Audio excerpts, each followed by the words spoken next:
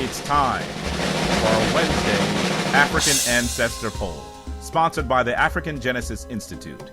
It's better to build a child than to repair an adult.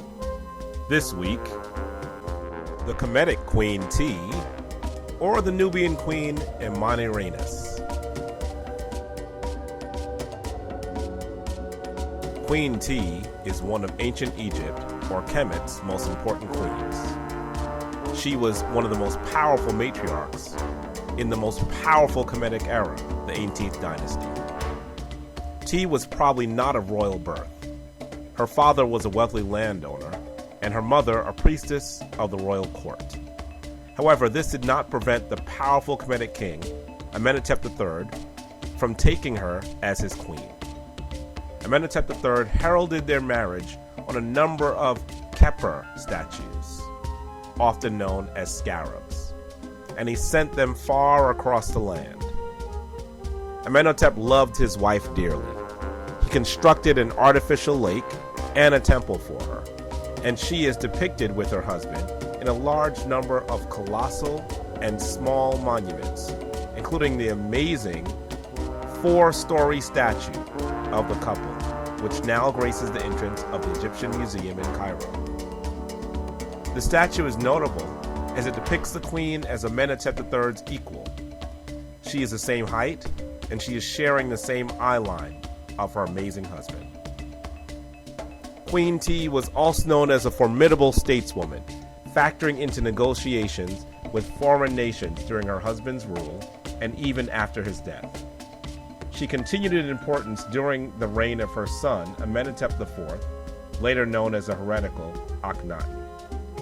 Her most notable depiction is the beautiful head, which is now at the Altes Museum in Germany.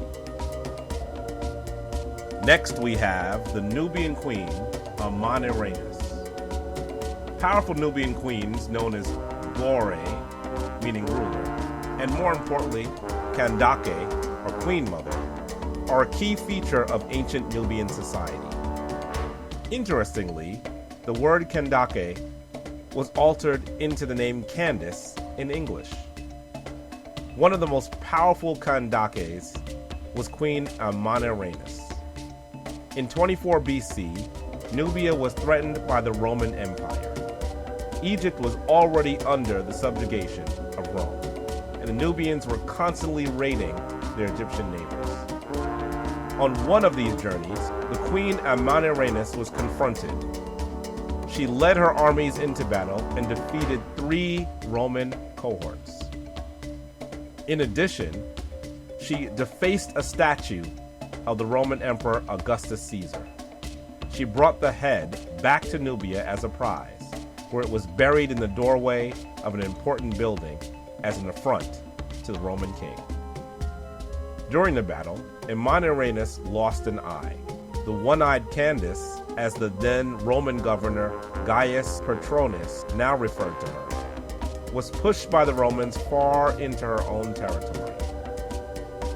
Rome and Nubia carefully negotiated a treaty, but the queen would intentionally violate it just a few years later. Queen Amanirenas was one of the most powerful queens and military tacticians in history. Now the spotlight is on you. Which ancient African queen is more important? The Kemetic Queen Tiye, or the Nubian Queen, or Kandake, Amanirenas? Make sure you vote in our poll immediately underneath this post.